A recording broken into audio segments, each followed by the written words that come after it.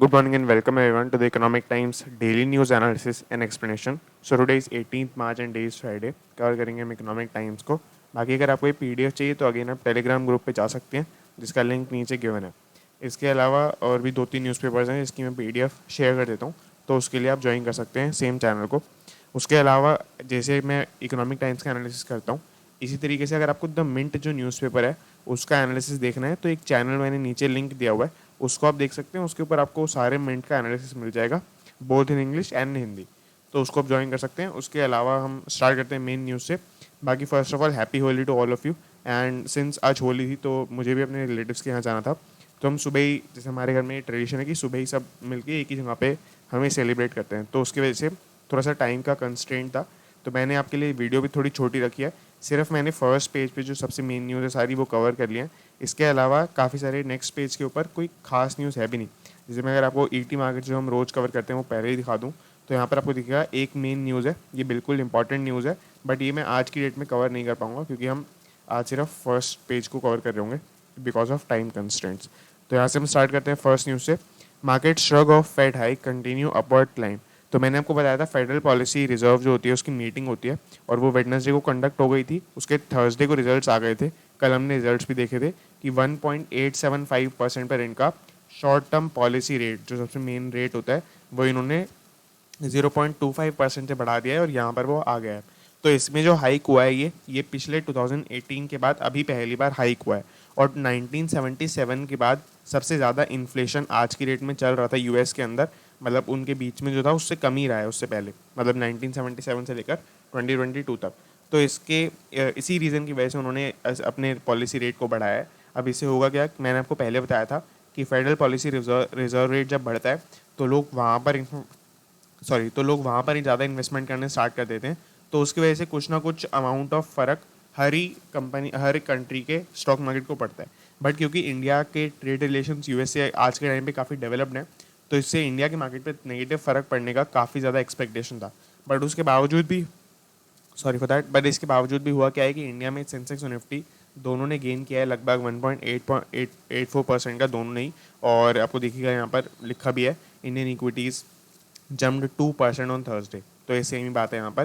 Trekking gains in global markets as investors shrugged off the US Federal Reserve's first interest rate hike since 2018. मतलब कि globally ऐसा हुआ है, ऐसा नहीं है कि सिर्फ इंडिया ने अच्छा परफॉर्म किया और बाकी सारी कंट्रीज़ के स्टॉक मार्केट डूब रहे हैं. ये ग्लोबली अच्छा मार्केट परफॉर्म कर रहा है आज की डेट में. तो ग्लोबली की तरह ही आपका इंडिया भी ट्रैक कर रहा है गेन्स को. अगर आप देखेंगे तो हांगकॉन्ग में अगेन 7% का इंक्रीज़ आया है. आपको दिखेगा यहाँ पर कि कल 8% का इंक्रीज़ आया था और अभी 7% का इंक्रीज़ आ गया है. तो काफ़ी अच्छा परफॉर्म कर रहा है हांगकॉन्ग का मार्केट. इसके अलावा जापान, ताइवान, बाकी मार्केट्स भी आप देख सकते हैं. ये सारे एशियन मार्केट्स के बारे में बता रखा है. अगर आपको एशियन से बाहर देखना हो तो मैंने अगेन नैस्डैक का चार्ट ओपन करके रखा है. तो नैस्डैक का चार्ट भी कल 1.16% से बढ़ा है, तो ये भी पॉजिटिव परफॉर्म कर रहा है. और वैसे भी ये तो काफ़ी टाइम से ही पॉजिटिव परफॉर्म कर रहा था क्योंकि ऑयल वगैरह के ट्रेड्स की वजह से एशियन मार्केट्स पे ज़्यादा फर्क पड़ रहा था. तो ये यहाँ पर सेंसेक्स में जो मेजर गेनर्स थे उनकी और लूजर्स की भी यहाँ पर कुछ इमेज बताई हुई है और स्टॉक की प्राइसेस बताए हुए हैं. इसके अलावा 2-3 मेजर पॉइंट्स और हैं इस आर्टिकल के अंदर. पहला है कि निफ्टी 17,000 के लेवल को वापस क्रॉस कर गया है. होता क्या है कि स्टॉक्स में आपका एक साइकोलॉजिकल लेवल सेट हो जाता है.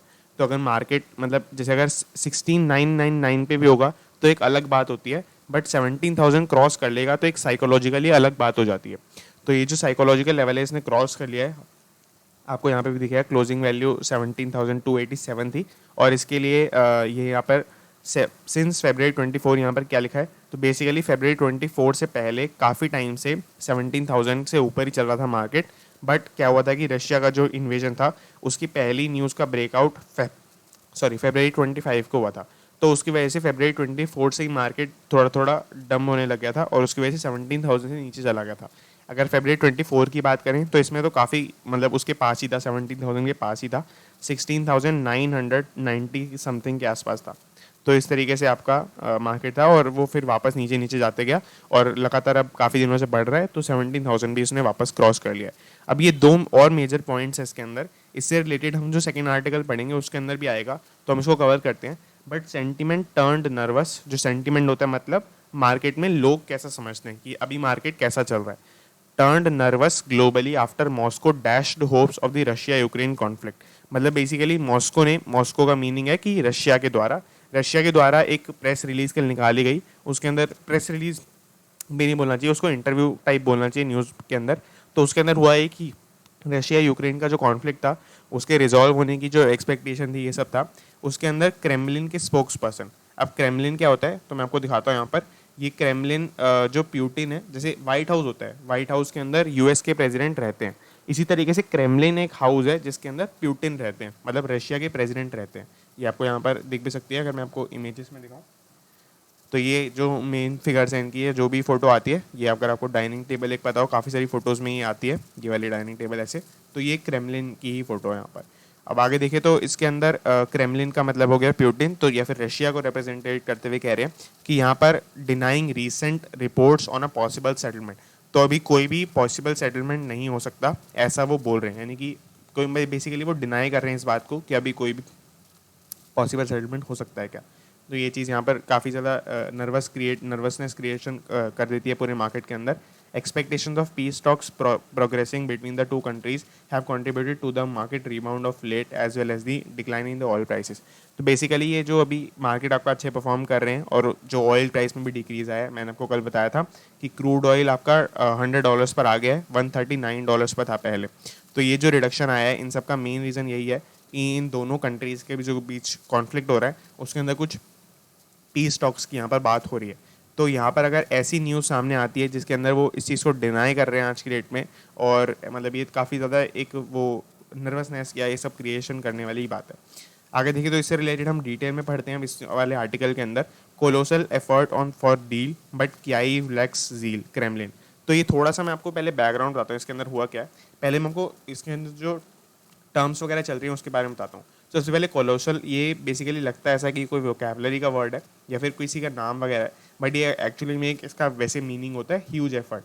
तो ह्यूज एफर्ट के बावजूद, मतलब काफ़ी सारे ह्यूज एफर्ट लगा रहे हैं जो भी स्पीकर है वो बोल रहा है, बट क्याइव लैक्स डील। क्याइव क्या है? क्याइव है कैपिटल ऑफ यूक्रेन। मैंने वहाँ पे कैपिटल लिख रखा है, दैट इज़ रॉन्ग। आपको मैप में भी दिखेगा कि ये क्याइव जो बीच में आपको दिखेगा ये कैपिटल है यूक्रेन की। तो इस तरीके से कैपिटल हो गई यूक्रेन की, यहाँ पे मैं करेक्ट भी कर दूंगा बाद में, कैपिटल ऑफ यूक्रेन लैक्स झील। तो बेसिकली ये क्रेमलिन बोल रहे हैं अगेन। क्रेमलिन मैंने आपको बताया क्रेमलिन होता है जहाँ पे प्यूटिन रहते हैं, तो प्यूटिन का घर है। तो एक तरीके से रशिया को ये रेफर करते हुए कह रहे हैं। रशिया वाला किसी स्पोक्स पर्सन ने या क्रेमलिन के स्पोक्स पर्सन ने ऐसा कहा है कि हम तो अपनी तरफ से ह्यूज एफर्ट लगा रहे हैं डील को करने के लिए, बट क्याइव लैक्स झील, यानी कि जो कैपिटल ऑफ यूक्रेन है ये अपनी झील नहीं दिखा रहे हैं, ये इस चीज़ को अप्रूव नहीं कर रहे हैं। हालांकि बहुत ही ऐसे मतलब हेडलाइन बनाने के लिए इन्होंने ऐसा लिख दिया, बट ये बिल्कुल गलत स्टेटमेंट है। अगर मैं आपको दिखाऊं, इसके अंदर बोला गया है the Kremlin said on Thursday that Russia was putting colossal energy into the talks on a possible peace deal with Ukraine but did not see much झील फ्रॉम क्याइव। तो ये मैंने आपको बता दिया, क्याइव होती है कैपिटल ऑफ यूक्रेन, तो वहाँ से उनको झील नहीं दिख रही, मतलब वो इस चीज़ को एक्सेप्ट नहीं कर रहे जो भी अग्रीमेंट हो रहा है, जो भी नेगोशिएशंस हो रहे हैं, and agreement had yet to be reached. तो ये स्टेटमेंट है रशिया की। बट मैं आपको बताऊं इसके अंदर यूक्रेन ने कहा है, यूक्रेन ने आगे जब अपनी इसका रिप्लाई करते हुए कहा, रिस्पॉन्ड करते हुए कहा, तो उन्होंने बोला Ukraine says it is willing to negotiate, मतलब वो चाहते हैं कि वो नेगोशिएट कर लें to end the 3 week old war but will not surrender और एक्सेप्ट रशिया अल्टीमेटम्स। तो बेसिकली ये जो भी कंडीशंस रखे हैं रशिया, वो हटा के ये स्टेटमेंट बोल रहे हैं कि यूक्रेन एक्सेप्ट नहीं कर रहा हमारी बात को। बट जो वो स्टेटमेंट्स रख रहे हैं उसके बारे में मैं आपको कुछ बताता हूँ।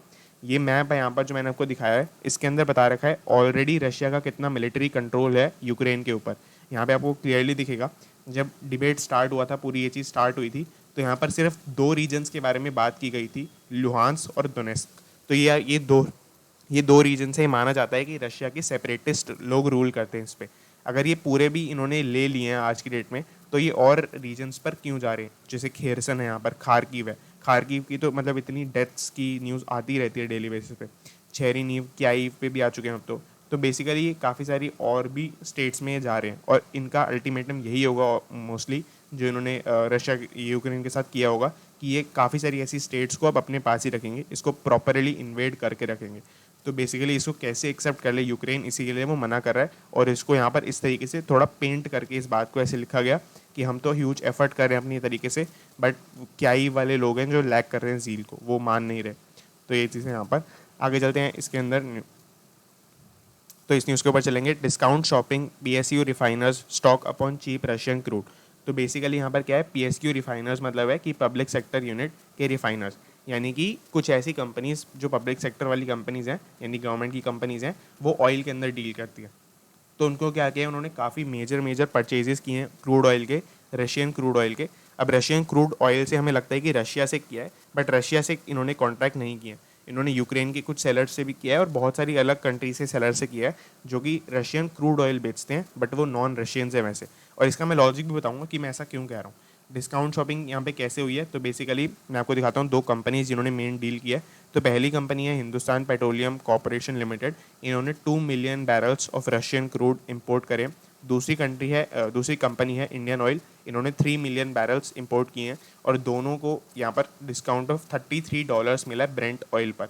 तो ये बेसिकली ये डिस्काउंट मिला है यहाँ पर। अब इसके अंदर क्या है, यहाँ पर मैं क्यों कह रहा हूँ कि ये रशिया के परचेजर्स नहीं है। पहले तो यहाँ पर क्लियरली लिखा हुआ है purchases unlikely to face payment trouble as the sellers are non Russian entities. But इसके बारे में मैं आपको एक और बात बताता हूँ। उससे पहले एक छोटी सी बात कि एक और छोटी सी स्टेट वाली वो है, स्टेट की petroleum refinery company Mangalore refinery and petrol chemicals limited, इन्होंने भी 1 मिलियन बैरल्स ऑयल का टेंडर डाला है। टेंडर मतलब होता है एक तरीके से ऑर्डर या फिर ऑफर डाला है इन्होंने। जो भी अप्लाई करेगा, जो भी एक्सेप्टेंस होगी अगर, तो ये भी 1 मिलियन इंपोर्ट करेंगे। अब आगे देखें तो कैसे होती है ये चीज़, क्यों मैं ऐसा कह रहा था। तो यहाँ पर एक इकोनॉमिक सैंक्शन लगाया गया है रशिया के ऊपर स्टार्टिंग से ही। जब ये वीक स्टार्ट हुआ था तभी, जब ये कहना चाहिए वॉर स्टार्ट हुआ था, तभी से ये सैंक्शन इनके ऊपर लगाया गया है। इसके अंदर किया क्या है, स्विफ्ट कोड एक चीज़ होती है, मैं इसके बारे में आपको बताऊंगा। स्विफ्ट कोड ने ऑल बैंक्स इन रशिया को बैन कर दिया है। अब स्विफ्ट कोड का काम क्या होता है, मैंने यहाँ पे एक पूरा आर्टिकल खोल के रखा है। तो स्विफ्ट कोड के अंदर क्या होता है, मैं आपको यहाँ पर दिखाता हूँ। इसके अंदर स्विफ्ट, जैसे आपका IFSC कोड होता है, IFSC कोड क्या होता है कि एक स्पेसिफिक कोड होता है एक बैंक की ब्रांच का, जिसके अंदर अगर आपको विद इन द कंट्री अगर मनी ट्रांसफ़र करनी है, मतलब हो सकता है RTGS के थ्रू, हो सकता है NEFT के थ्रू, या किसी और UPI वगैरह के थ्रू, तो आपको IFSC कोड लगता है। तो इस तरीके से होता है। अगर आपको इसी तरीके से ग्लोबली अपना पैसा ट्रांसफ़र करना है किसी भी एक ऑर्गेनाइजेशन में, किसी के बैंक में, तो वहाँ पर हर ब्रांच का, हर कंट्री के अंदर एक स्विफ्ट कोड होता है। और इंटरनेशनली ये चीज़ वैलिड है कि आपको हर बैंक का ये स्विफ्ट कोड रखना ही पड़ेगा अगर आपको इंटरनेशनल पेमेंट्स एक्सेप्ट करनी है। तो स्विफ्ट एक तरीके से एक ऑर्गेनाइजेशन भी है जिसका नाम है society for world wide interbank financial telecommunication. तो इसी सोसाइटी ने इसको बैन कर दिया है रशिया के हर बैंक को। हालांकि उन्हीं सेम बैंक्स की ब्रांच बाहर वर्ल्ड में भी हैं, बट सेम वहीं पे जो रशिया की ब्रांच थी उनको बैन कर दिया है। तो स्विफ्ट मतलब कहीं से भी बाहर से पेमेंट अब वहाँ पर आ ही नहीं सकती है, इसीलिए यहाँ पर है। तो ये चीज़ मैं इसलिए रेफ़र कर रहा था, और इसीलिए यहाँ पर लिखा भी हुआ है कि आपको दिखेगा purchasers unlikely to face payment trouble. तो ये पेमेंट ट्रबल इसी स्विफ्ट कोड वाले सैंक्शन को रेफर कर रहे हैं। आगे देखें तो bank privatisation to be kick started soon, inter ministerial consultations over. यहाँ पर इंटर मिनिस्टेरियल कंसल्टेशंस का मीनिंग है कि जो बिटवीन मिनिस्ट्रीज़ की कंसल्टेशन होती है, यानी कि जो कुछ मिनिस्ट्रीज़ हैं जो बैंक की प्राइवेटाइजेशन में इन्वॉल्व है। जैसे अगर बैंक प्राइवेटाइज होगा तो उसके अंदर बैंकिंग इंडस्ट्री भी आएगी, साथ साथ RBI भी आएगा, क्योंकि पैसा कितना रेज करना है, कैसे रेज करना है वो बताएंगे। और इसके साथ सेबी भी आएगा, क्योंकि कोई प्राइवेट कंपनी उसको इन्वॉल्व कर रही होगी, और जो भी प्राइवेट कंपनी इन्वॉल्व कर रही होगी वो किस मिनिस्ट्री के अंदर आती है, वो भी चीज़ आएगी, वो वाली मिनिस्ट्री भी आएगी। तो ये सब जो मिनिस्ट्रीज़ हैं उन्होंने काफ़ी सारी कंसल्टेशन अभी कर ली है, और इसके अंदर ऑब्वियसली बात है मेन मिनिस्ट्री आपकी बैंकिंग की यानी फाइनेंस मिनिस्ट्री रहेगी। तो finance ministry is expected to soon see cabinet approval. तो लास्ट फाइनल अप्रूवल जो लेना पड़ेगा कैबिनेट का। कैबिनेट अगर आपको नहीं पता तो कैबिनेट इज़ लाइक कि जो सबसे बड़ी अथॉरिटी होती है इंडिया के अंदर, उसके अंदर आपके PM आते हैं, बहुत सारे और भी मिनिस्टर्स आते हैं जो फाइनल अप्रूवल देते हैं बहुत ही बड़े डिसीजंस को। तो जिस तरीके से यहाँ पर बैंक के प्राइवेटाइजेशन का डिसीजन है तो इसको कैबिनेट का अप्रूवल लगेगा। For amendment through the banking regulation act 1949। तो यानी कि 1949 में एक एक्ट था बैंकिंग रेगुलेशन एक्ट, इसके अंदर कुछ अमेंडमेंट्स करनी पड़ेंगी। अमेंडमेंट्स मतलब होता है चेंजेस। अगर एक्ट के अंदर चेंजेस करने होते हैं तो उसके कुछ लीगल प्रोसीजर्स होते हैं जिसके थ्रू वो चेंज हो सकता है। अब यहाँ पर चेंज करना है तो क्या रूल था पहले वो समझते हैं पहले। तो पहले रूल था आपका कि किसी भी बैंक के अंदर, पब्लिक सेक्टर बैंक के अंदर 20% फॉरेन इन्वेस्टमेंट हो सकती है, सिर्फ 20% सिर्फ फॉरेन इन्वेस्टमेंट हो सकती है। इस कैप को लिफ्ट कराने के लिए, इस कैप को चेंज कराने के लिए, या तो हर बैंक के लिए या फिर कुछ स्पेसिफिक बैंक्स के लिए जिनका भी RBI या चाहता है या गवर्नमेंट चाहती है कि उसको प्राइवेटाइज किया जाए। यहाँ पर जैसे यही मेंशन किया गया है 20% foreign investment cap may be lifted for 2 PSBs। PSB क्या होता है, PSB होता है पब्लिक सेक्टर बैंक्स।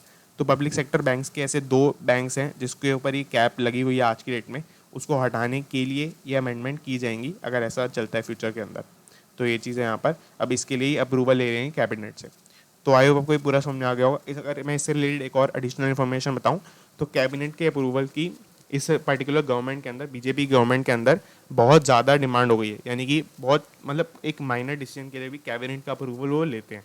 तो ये इसके लिए भी एक चार्ट चलता है, अगर आप गूगल पे सर्च करेंगे कैबिनेट अप्रूवल्स टुडे तो आपको डेली बेसिस पे जो भी कैबिनेट अप्रूवल्स हुए हैं उसका वहाँ पे चार्ट पूरा दिखा देगा।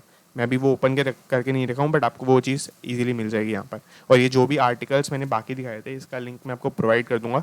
इसके अलावा यूक्रेन के प्रेसिडेंट, ये एक एडिशनल इन्फॉर्मेशन है जो आपको आज की डेट में पता होनी चाहिए, जो मैंने उसके साथ ही आपको नहीं बताई। तो ये आपके यूक्रेन के प्रेसिडेंट हैं वोलोदिमीर ज़ेलेंस्की। तो हो सकता है क्योंकि यहाँ पर एक अग्रीमेंट वगैरह की बात चल रही है, तो अगर आप कोई न्यूज़ वगैरह ओपन करते हैं तो ये आपको नाम दिखेगा ज़ेलेंस्की या फिर ज़ेलेंस्क, ऐसे कुछ नाम दिख सकता है। तो ये मैंने यहाँ पर इसलिए बता दिया। यहाँ पर अभी आज की फाइनल न्यूज़ रहेगी, Tata Motors looks to drive into Ford India's Sanand plant. तो मैं आपको थोड़ा इसमें बैकग्राउंड देता हूँ पहले। तो फोर्ड इंडिया आप सभी को पता है कि मतलब फोर्ड का प्लांट है इंडिया के अंदर। तो फोर्ड के 4 प्लांट्स हैं कंट्री के अंदर, जिसके अंदर 2 प्लेसेस पर प्लांट्स हैं, चेन्नई में और सानंद में। सानंद अगर आपको नहीं समझ में आ रहा तो अहमदाबाद में, मतलब गुजरात में अहमदाबाद के बहुत पास है। तो ये चीज़ है। अब इसके अंदर दोनों ही जगहों पर इनके, क्योंकि 4 प्लांट्स हमें लिखा हुआ है तो उसका मीनिंग है कि दोनों ही जगहों पर 2-2 प्लांट्स हैं, vehicle plant and engine plants. तो vehicle and engine are separate plants, जो दोनों जगहों पर 2-2 प्लांट्स हैं। इस तरीके से यहाँ पर अब इन्होंने क्या किया था फोर्ड ने, क्योंकि मतलब मल्टीपल रीजंस की वजह से जो सानंद में इनके प्लांट्स हैं इनको सेल करने की बिडिंग लगाई थी, जिसके ऊपर आपका Tata front runner, MG motor, मतलब टाटा फ्रंट रनर कोई वो नहीं है, फ्रंट रनर मतलब ये इस बिडिंग में आगे आ चुका है। तो Tata Motors, MG Motor and Ola, ये सब थे इन रेस के अंदर। अब हुआ क्या है, यहाँ पर इन्होंने ऑफिशियली ऐसा नहीं निकाला था कि टाटा मोटर्स इसके फ्रंट रनर है या फिर टाटा मोटर्स को फाइनली मिलने वाला है, बट इसके बावजूद भी हुआ क्या है मैं आपको दिखाता हूँ यहाँ पर, जो आपको यहाँ पर लास्ट में दिखेगा। Tata Motors and Ford India have approached the local administration in Gujarat to understand the incentive structure. तो बेसिकली टाटा मोटर्स और फोर्ड इंडिया मिलके लोकल एडमिनिस्ट्रेशन के पास गई गुजरात की, कि जब वो इसको सेल कर देंगे या फिर टाटा मोटर्स इसको अक्वायर कर लेंगे तो कैसे इसका काम चलेगा। तो इसकी वजह से ही आपका इंडिकेट हुआ कि टाटा मोटर्स ही इस डील को लेके जाने वाले हैं। आपको यहाँ पे भी दिखेगा, clearly indicating that the maker of Nexon and Altroz is the front runner of for the facility. Nexon and Altroz का मीनिंग वही है टाटा मोटर्स। तो इस तरीके से आपका यहाँ पर अब ऊपर देखें तो Tata Motors the countries biggest automotive company by revenue, यानी कि काफ़ी अच्छा डेटा है वैसे तो, कि टाटा मोटर्स सबसे बड़ी कंपनी है बाय रेवेन्यू। और अगर हम मार्केट शेयर की बात करें तो वो मारुति सुजुकी आएगी इंडिया के अंदर। Is in advance negotiations to take over Ford India Sanand plant in Gujarat. ये मैंने आपको बता दिया, सानंद प्लांट जो गुजरात के अंदर है। Several people aware of the talks told ET मतलब आपका इकोनॉमिक टाइम्स। आगे चले तो Tata Motors is a leading contender in the race to acquire one of the 2 Ford factories in India. तो मैंने आपको बताया यहाँ पर 2 फैक्ट्रीज लिखा है, क्योंकि मतलब 2 प्लेसेस पर ये फैक्ट्रीज, तो उन दोनों में से एक आपका पूरा प्लांट अक्वायर कर लेगा टाटा मोटर्स। अब इसमें है क्या कि दो बातें हैं कि आपका फोर्ड हायर कैपेसिटी पे रन कर पाएगा, यानी कि जो एक ही प्लांट इनका बचा है वो इनका और एफिशिएंटली काम करेगा और उन पे वो प्रोडक्शन करेंगे। बट सिंस वो एक ही प्लांट बचा है तो इनकी प्रोडक्शन और इनका सेल्स ये सब कुछ इंडिया के अंदर बहुत ही कम होने वाला है। तो ये चीज़ है यहाँ पर। आगे चले तो इसके अंदर Tata Motors currently operating eight 85% capacity, मतलब ये सारा टाटा मोटर्स का डेटा दिया हुआ है कि कितने कैपेसिटी पे वो रन करते हैं। अगर वो इसको अक्वायर कर लेंगे तो वो कितना प्रोडक्शन का प्लानिंग कर रहे हैं, कितनी वो एडिशनल प्रोडक्शन करेंगे, ये सब बता रखा है यहाँ पर। तो आई होप आपको पूरा क्लियर हो गया होगा। हमने आज इतना ही न्यूज़पेपर कवर करना है, और अगर आप देखें तो 5 आर्टिकल्स के आसपास या शायद 4 आर्टिकल्स, हाँ 4 आर्टिकल्स मैंने यहाँ पर कवर कर लिए हैं। अगर आपको इनमें कोई भी डाउट रहता है तो आप मुझे बता सकते हैं। और बाकी that's it and thanks for watching and happy Holi once again to all of you.